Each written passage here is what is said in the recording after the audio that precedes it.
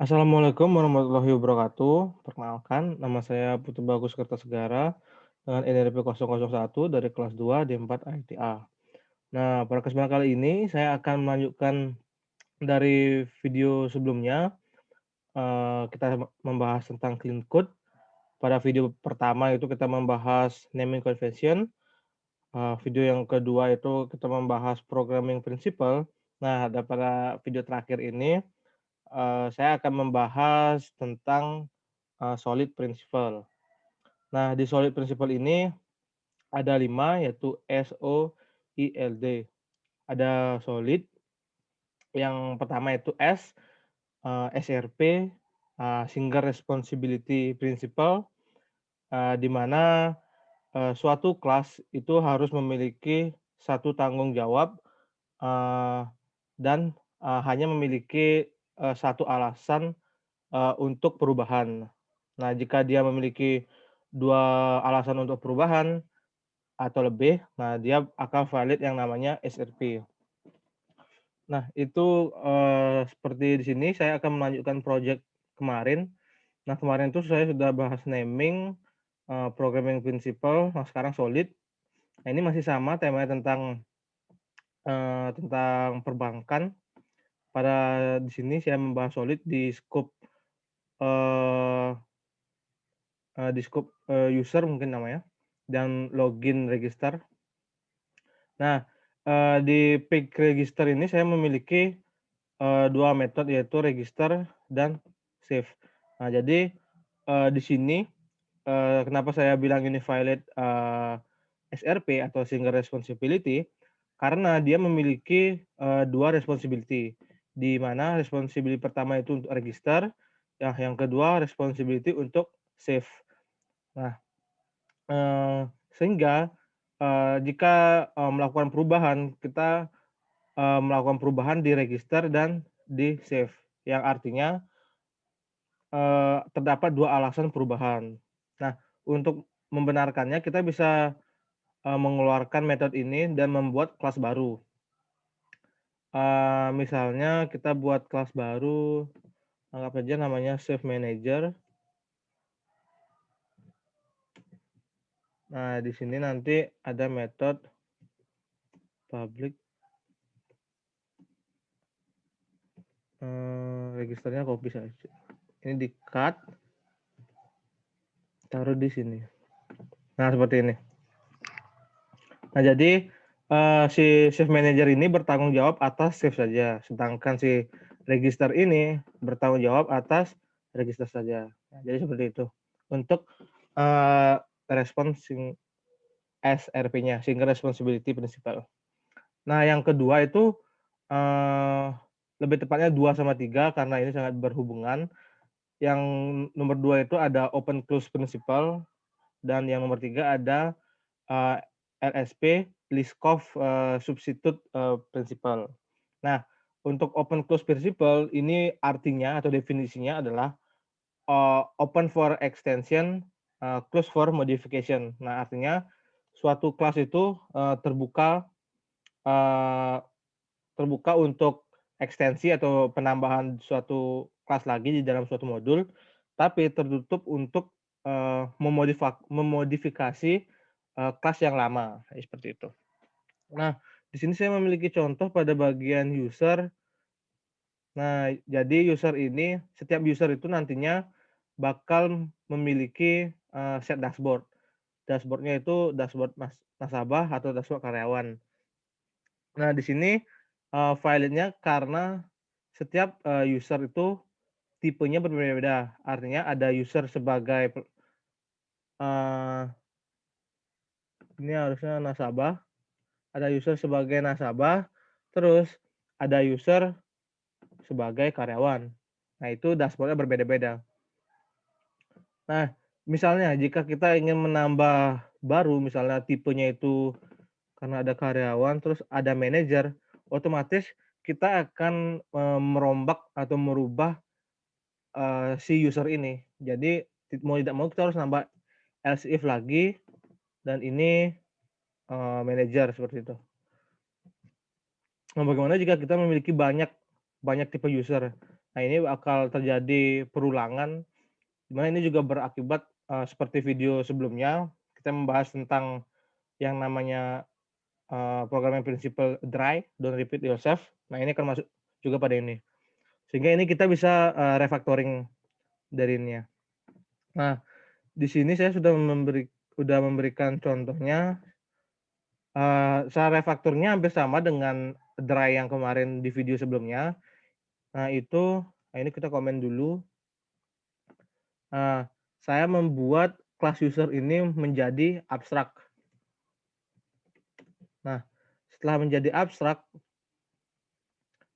lalu, dibuat abstraknya, atau metode abstraknya. Tadi kan public void ini set dashboard-nya kan, tidak abstrak. Nah, sekarang ini, metode abstrak ini akan diimplementasikan oleh user-user yang berbeda. Nah, tadi kita memiliki ada 1, 2, berarti nasabah dan, karyawan ya. Nah, pada nasabah itu akan extend yang namanya user, terus sama untuk karyawan dengan extend yang namanya user. Nah, ini mau tidak mau dia harus bukan mengimplementasikan, lebih tepatnya, meng-override, si parent, metode abstrak dari parent, yaitu set dashboard.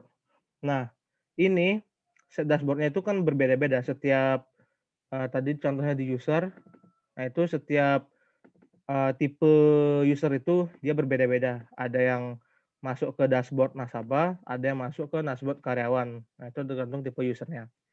Itu kita langsung di-set di setiap kelas, child dari usernya. Nah, ini.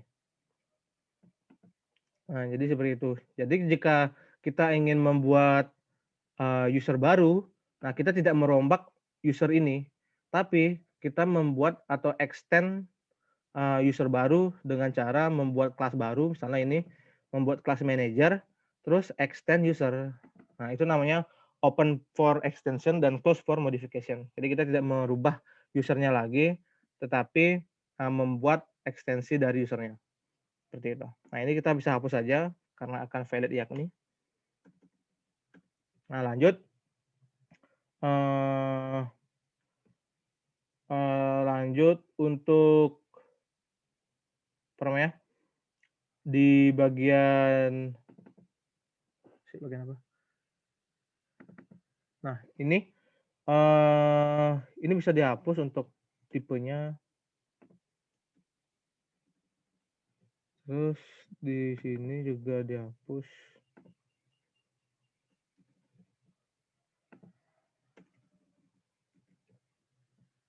manager,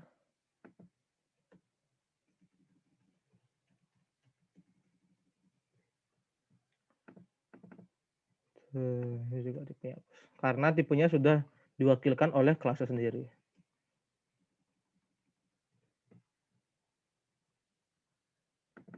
Terus,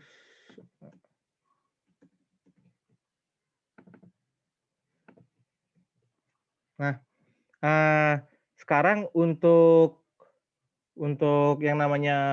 yang kedua setelah, open close itu ada Liskov. Nah, Liskov, substitute principle, nah itu, di mana, kelas turunan atau kelas, child-nya itu harus bisa menggantikan, objek dari parent-nya, dan, mmm, berarti kelas dari, child-nya itu harus mengikuti behavior dari parent-nya. Kalau tidak itu bakal terjadinya error, seperti itu. Untuk pembuktiannya biasanya kita bisa melakukan testing, ini saya melakukan testing, saya mempunyai user handler. Nah, di sini saya, punya metode itu namanya set dashboard.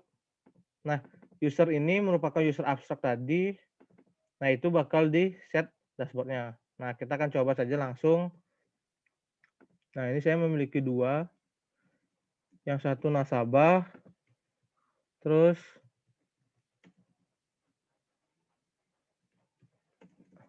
nasabah yang satu ke karyawan.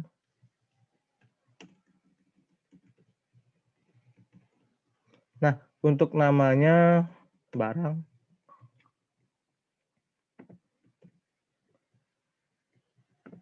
Nasabah. Nah, ini ini kan dia parameter dari set dashboard ini adalah si parent. Nah, jika si child ini ketika digunakan menggunakan kelas tipe data parent-nya, jika dia berfungsi dengan baik, artinya LSP-nya bekerja dengan baik juga. Seperti ini. Nah, masuk dashboard nasabah. Karena ini yang dimasukkan nasabah. Jika ini karyawan, harusnya dia masuk dashboard karyawan. Nah, seperti ini. Artinya untuk LSP-nya sudah bekerja dengan baik. Nah, lanjut. Setelah ada LSP itu ada dua lagi ISP, yaitu Interface Segregation Principle, dan yang terakhir itu ada DIP, Dependency Inversion Principle. Nah, biasanya kita membahas DIP dulu, setelah itu baru membahas ISP. Nah, pada DIP itu konsepnya adalah secara definisi suatu kelas itu tidak boleh mengakses kelas konkret. Dianjurkan untuk menggunakan abstraksi, seperti itu. Nah, ini juga sebenarnya kita sudah terapkan secara tidak langsung pada pekerjaan OCP tadi pada bagian user. Nah, user ini bertipe abstrak. Nah, jadi abstraksi itu setahu saya itu ada dua, yaitu kelas abstrak dan interface. Nah, jadi bisa menggunakan salah satunya. Nah, di sini saya menggunakan abstrak karena untuk variabelnya itu untuk variabelnya bakal digunakan oleh setiap instansnya atau child-nya. Itu bakal digunakan untuk peng-assign-an dari username dan password. Nah, untuk itu user manager, user handler itu hanya perlu mengakses si yang namanya kelas abstrak ini, si user. Sehingga user handler ini tidak perlu untuk mengakses yang namanya langsung kelas konkret. For example, ini saya buatkan baru, tapi nah ini itu, nah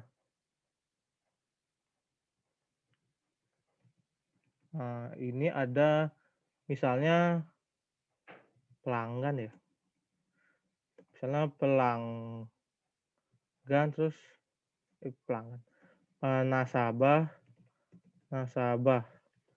jadi nasabah, nah seperti ini nasabah. Nah, ini nasabah. Nah, ini yang namanya langsung mengakses kelas konkret. Jadi dia langsung mengakses yang namanya nasabah ini. Jadi tidak menggunakan abstraksi. Ini kan khusus untuk setboard nasabah. Jika kita akan membuat setboard untuk si karyawan, nah otomatis kita akan membuat lagi, tapi dengan gini yang berbeda. Parameter karyawan. Nah, jadi seperti ini. Jadi bakal ada banyak set dashboard. Nah, ini sangat tidak dianjurkan untuk mengakses langsung suatu kelas konkret seperti itu. Lanjut. Nah, selanjutnya ada ISP, yaitu Interface Segregation Principle. Nah, di ISP ini dia dikatakan valid jika suatu interface itu menjadi fat. Fat ini dalam artian behavior dari interface-nya itu diimplementasikan tidak semuanya. Maksudnya, dia hanya mengimplementasikan saja, tapi secara real dia tidak memakai semua behavior yang ada di implementasinya.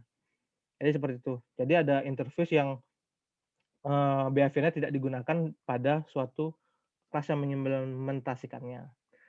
Untuk contohnya itu misalnya, tadi kan saya punya yang namanya nasabah. Nasabah, manajer, dan karyawan. Nah, ini, semuanya itu, mengakses yang namanya atau implement yang namanya mengimplement yang namanya iAccess. Nah, iAccess ini adalah, admin dan common.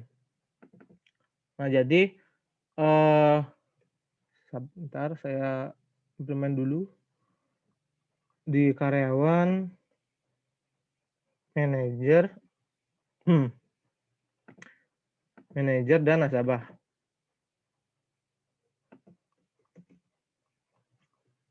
Nah, di sini dia mengimplementasikan, iAccess. Jadi dari konsepnya ini ada nasabah, manajer, dan karyawan. Nah, manajer dan karyawan ini memiliki akses yang namanya admin, sedangkan nasabah ini hanya common saja. Hanya common saja. Eee, ad ad eee, kalau apa namanya, nasabah dan manajer ini memiliki 2, yaitu, common dan admin. Tetapi untuk siapa namanya, si nasabah itu hanya common saja. Nah, sehingga di nasabah ini dia mau tidak mau harus mengimplementasikan admin juga. Padahal, dia tidak perlu yang namanya admin, seperti itu. Eee,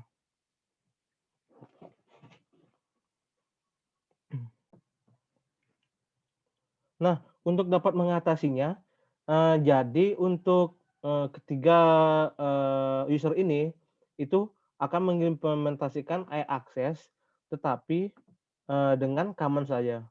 Untuk adminnya kita hapus. Nah, terus saya akan, membuat, interface baru yang namanya iAdmin. Nah, di iAdmin ini ada public void admin. Nah, ini yang akan diimplementasikan oleh karyawan dan manajer. Ini karena implementasinya bisa banyak, admin. Nah, seperti ini dan manajer itu juga iAdmin. Nah, sedangkan ini bisa kita hapus saja karena si nasabah ini tidak perlu yang namanya admin. Nah, seperti ini. Nah, sehingga untuk interface-nya, sudah sesuai dengan behavior-nya masing-masing dan tidak ada interface yang menjadi fake. Nah, sehingga untuk, ISP-nya sudah correct. Nah, sekian untuk, penjelasan video pada kesempatan kali ini. Jika ada salah kata mohon dimaafkan. Eee, saya akhiri dengan wassalamualaikum warahmatullahi wabarakatuh. Saya Putu Bagus Kertosegara, izin undur diri. Terima kasih.